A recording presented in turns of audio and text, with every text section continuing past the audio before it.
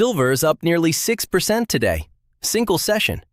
That number alone tells you something unusual is happening, but the number isn't the story.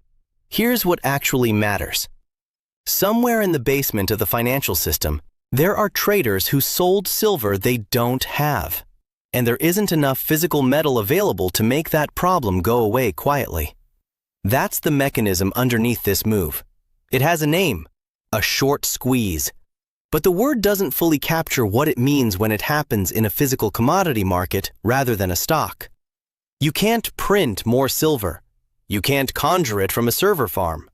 When the metal isn't there, it isn't there. And the people who need it start paying whatever it costs. That's what this video is about.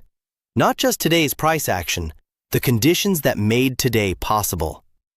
Every big commodity move needs a permission structure, meaning the underlying pressure might build for months, but it doesn't express itself until the macro environment stops blocking it.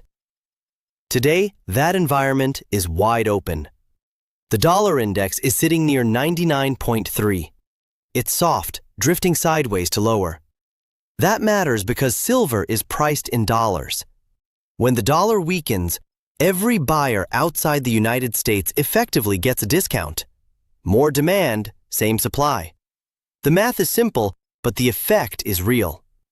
10-year Treasury yields are around 4.35% and have eased a bit this week. That's the other side of the equation. Silver pays nothing. No coupon, no dividend, no interest. When yields are high and rising, that's a genuine cost of holding it. When yields ease, that cost shrinks. Not a lot, but enough to shift positioning at the margin. And then there's the calendar. No CPI today. No jobs report, no PCE print, no Fed speaker. Nothing on the schedule that could drop a headline and reverse this move in 60 seconds. That matters more than most people give it credit for. A clear calendar means the normal pressure valves are closed. Whatever is driving silver right now gets to run without interruption. None of these conditions caused the rally. They removed the ceiling. This is the chapter that actually explains what you're watching. COMEX, the exchange where silver futures trade in the United States, holds physical silver in registered warehouses. Traders who hold futures contracts to expiry have the right to demand delivery of that physical metal. That's the promise underneath every futures contract. Registered COMEX silver inventories right now stand at roughly 80 million ounces. That sounds like a lot. Here's the problem. The volume of paper silver that trades on COMEX on a busy day dwarfs that number by orders of magnitude. The ratio between what's claimed on paper and what actually exists in deliverable form is where the risk lives. March is a delivery month. That means traders with open short positions, people who sold futures contracts, either close their trade before expiry or they deliver real metal. When inventories are this tight, closing the trade is the only realistic option for most of them. And closing a short position means buying. Buying pushes price up. Higher price forces others to close faster. You can see where this goes. Let me ask you something directly. Have you ever thought about the fact that the paper silver market and the physical silver market are technically the same thing, but can behave like completely separate markets under stress? Most retail traders assume the futures price cleanly tracks the physical reality. It usually does. But when delivery pressure builds and inventory is tight, those two things can pull apart. What you're watching today is that gap starting to close. Not cleanly, not slowly, and not without cost to the people on the wrong side of it. That's the squeeze. And it doesn't resolve until either more metal shows up in the warehouses or the shorts are all gone. A short squeeze is an event. What's underneath this one is structural. Silver has been in a supply deficit for 6 consecutive years. That means global demand has exceeded global mine production every single year since 2020. The deficit doesn't create a daily crisis. Silver doesn't disappear overnight. It drains. Inventories absorb the gap, but after 6 years, those inventories are visibly thinner. And the low COMEX numbers aren't an accident. They're the cumulative result of a market that has been consuming more than it produces for half a decade. The driver of that consumption isn't the silver bar in the safe or the coin in the collector's case. It's the solar panel on the roof. It's the EV charging in the garage. It's the data center running inference on a model that someone typed a question into 30 seconds ago. Silver is the best electrical conductor of any element, and every industry that runs on electricity, which is increasingly every industry, uses it. A single solar panel contains roughly 20 grams of silver. Global solar installations are on track to exceed 500 gigawatts this year. China posted record silver imports in January and February. The structural bid from industry isn't speculative. It's already happened. It's in the data. Here's the assumption I want to push back on. Silver commentary, especially retail silver commentary, defaults to the monetary framing. Silver as money. Silver as the hedge against dollar collapse. Silver as the thing you bury in the backyard. That framing is not wrong exactly, but it's incomplete in a way that causes people to misread the market. More than half of annual silver demand is industrial. The largest driver of price over the next decade is probably not a monetary crisis. It's energy infrastructure. The solar build-out alone could consume more silver than the entire annual mine supply within a few years at current rates.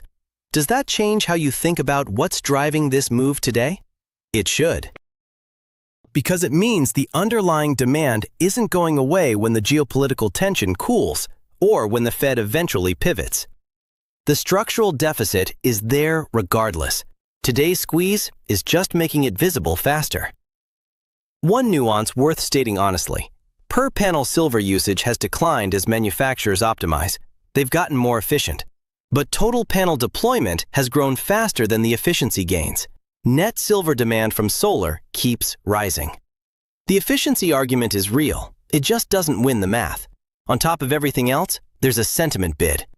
Middle East tensions, particularly around Iran, remain elevated. When institutional money gets nervous about geopolitical risk, it moves toward hard assets. Gold moves first, silver follows.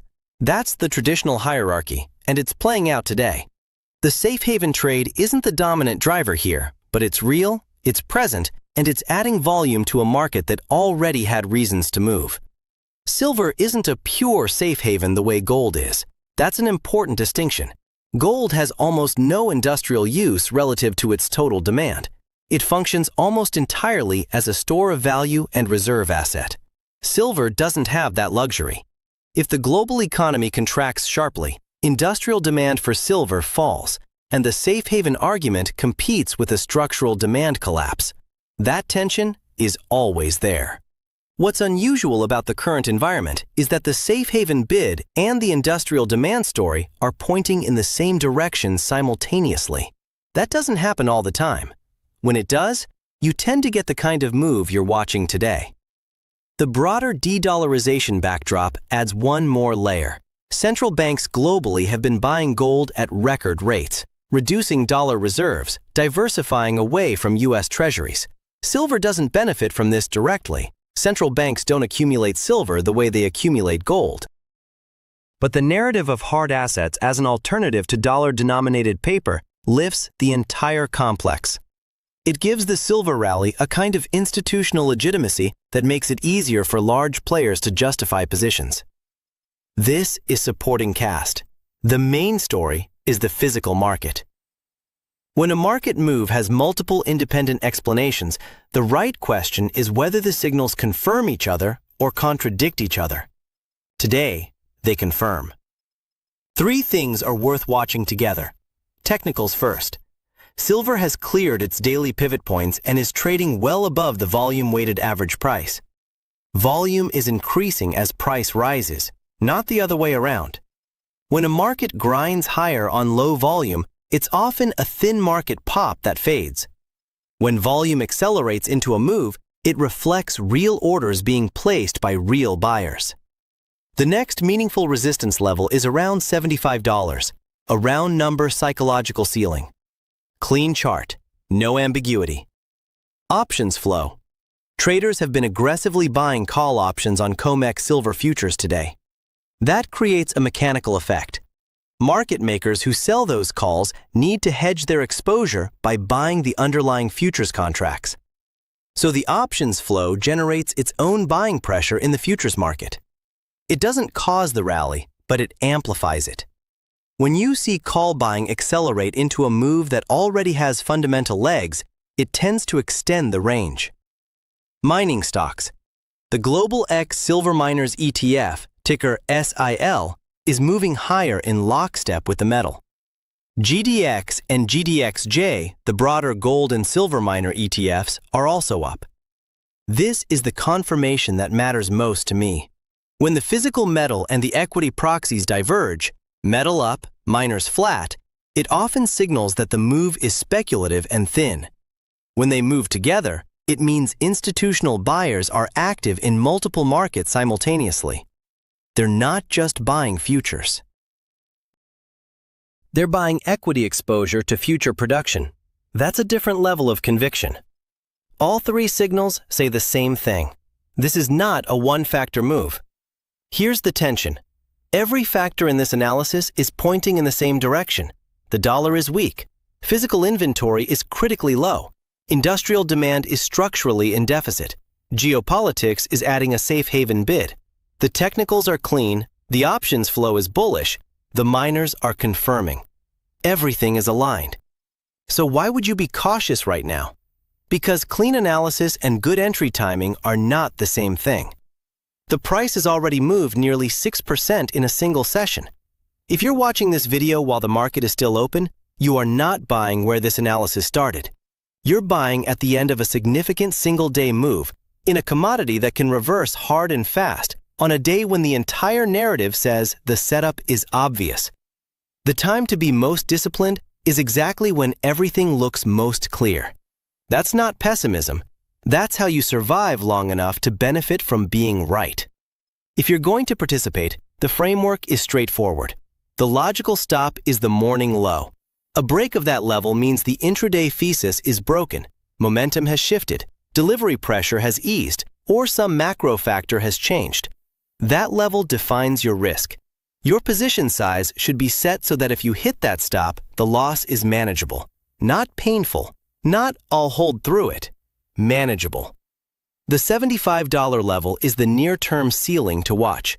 Psychological round numbers attract profit-taking. As price approaches $75, the risk of a sharp pullback increases. That doesn't mean the rally ends there. It means you watch more carefully there. Here's the scenario structure, because that's more useful than a prediction. If the dollar continues to soften through the rest of the week, and COMEX delivery pressure holds through the end of the March contract period, the bullish case remains fully intact. Silver could push through $75 and extend the move. That scenario is the one the current setup is pointing toward.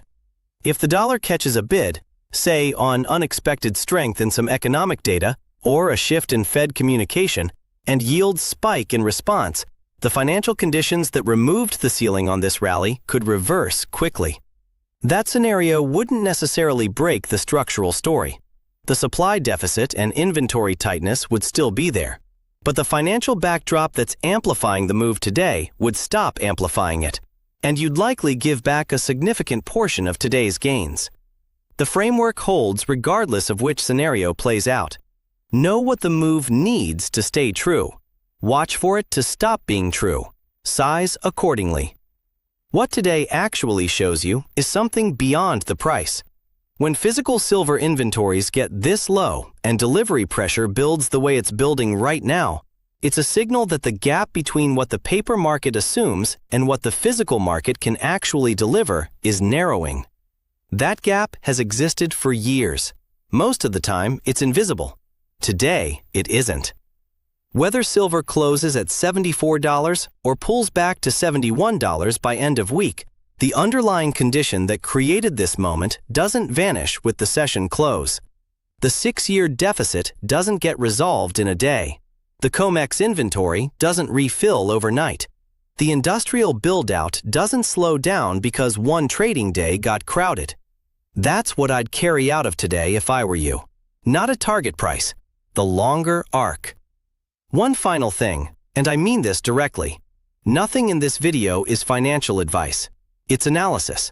The same analysis I'd want access to if I were sitting on the other side of the screen. What you do with it is your decision, your research, your responsibility. Make sure it stays that way.